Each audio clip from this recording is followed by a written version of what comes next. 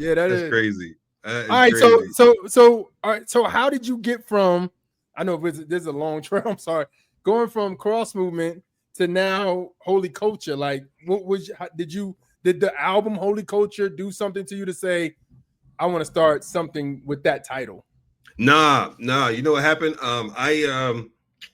I still had the radio bug, even though I didn't get into college and Got you. to do it. And so, me and Old Diggity, Omar, my brother-in-law, used to go Okay. by Old Diggity, started talking about doing like a radio show. And so we found an AM station over in Camden, New Jersey, right over the Wow. bridge that we could rent time. And so we would rent time on Friday nights at like from 11 to 12 or something like that. And we started doing a show, and Baradox would come hang out.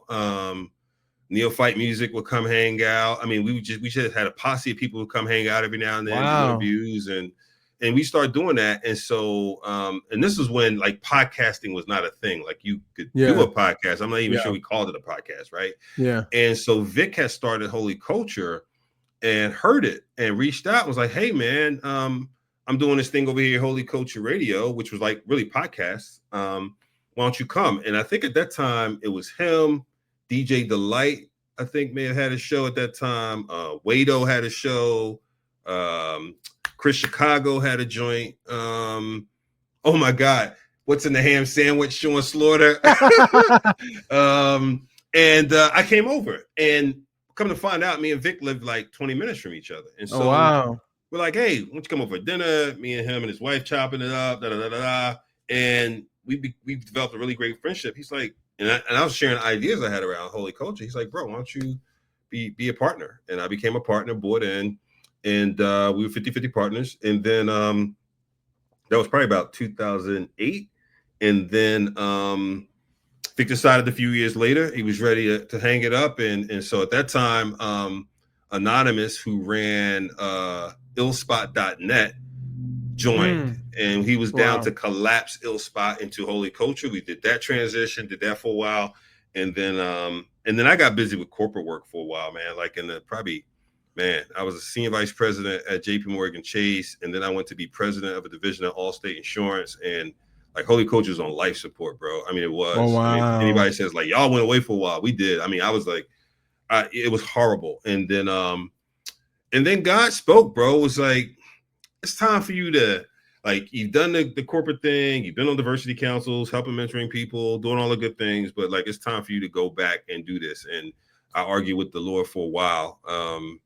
And finally, like in 2018, left the corporate space to do it full time. Yeah. Wow. Yeah. So basically you've had different partners at work with you, and then they like, "Hey, Trig, you got it, bro. I'm gonna back out." Like life transitions. Yeah, life transition. Like how do you do that? Like how do you deal with that in ministry, man? Like for somebody watching this, like, man, I was in business with somebody for a couple of years. We was in ministry together, and then all of a sudden they decided like God's taking them in. How can I handle this by myself? You know what I mean? What do you tell the people like that? Well, I mean, one, don't do what I did the first time, which is which is thinking you can handle it by yourself. Like if it was a 2-person shop, it becoming a 1-person shop, and your capacity hasn't increased is crazy. Got you. Like unless your capacity is drastically increased, why would you think you could do what 2 people did, right? Your volunteer army, and so I would say, one of the things that I would tell anyone looking to do this is find like-minded individuals who share the same mission and see how you work together, right? Under the same banner.